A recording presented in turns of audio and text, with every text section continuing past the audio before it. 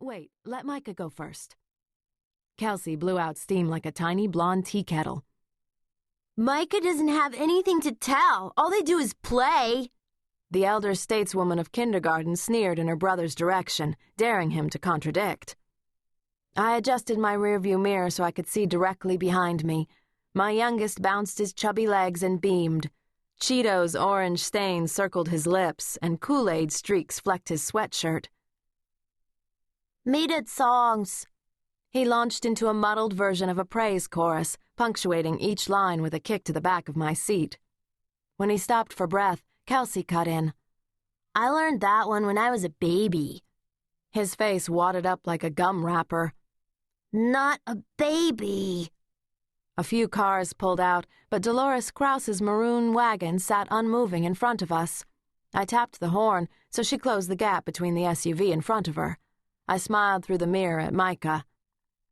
Of course not. You're a big schoolboy now. Micah loved believing that his morning daycare was on par with Kelsey's kindergarten. Kelsey fluffed her curls with one hand. He's only 2.5. And you're 5, and Dylan is 9, and Mommy and Daddy are 33. We're all the age God made us to be. There. I'd held off a conflagration and slipped in a teachable moment all at the same time. I nosed our blue Windstar up to the intersection.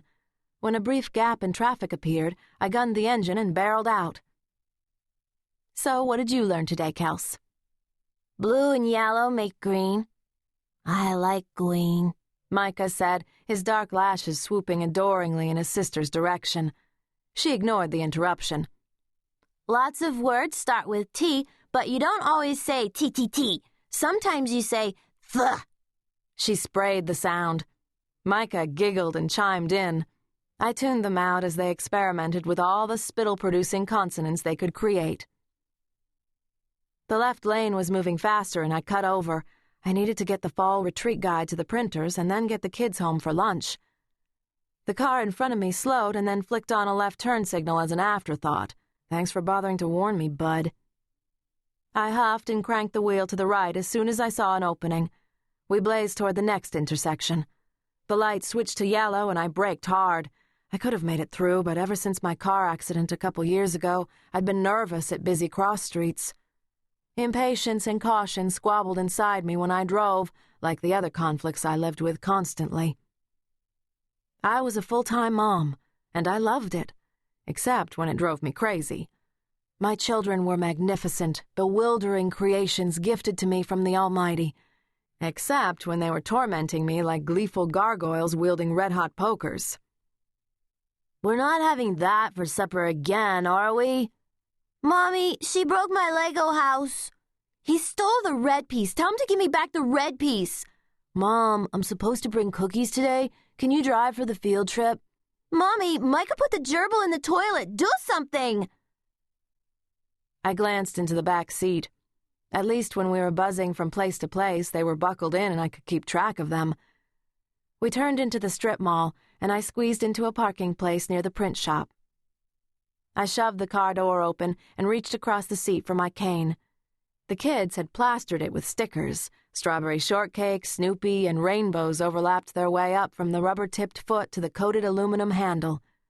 Kelsey unlatched her buckle and helped Micah from his car seat. My friend Lori often reminded me that having a mom with a disability would help my children learn independence and compassion, a comforting thought. I had added the notion to my mental jelly jar of encouraging words for the days when the pain and nuisance of my damaged leg overrode my ability to keep smiling. But I still hated moving like a senior citizen when I was in my early 30s. Some days, I reminded God that he could have stopped the semi that had skidded through the intersection, totaling our car as well as my left knee and hip. Months of physical therapy had helped, but the last year there'd been no further improvement. The pain fluctuated. Some days were better than others, but the total healing I'd prayed for hadn't come. Today was better than most. Dry, late September air stirred leaves into rowdy square dances in the corner of the parking lot.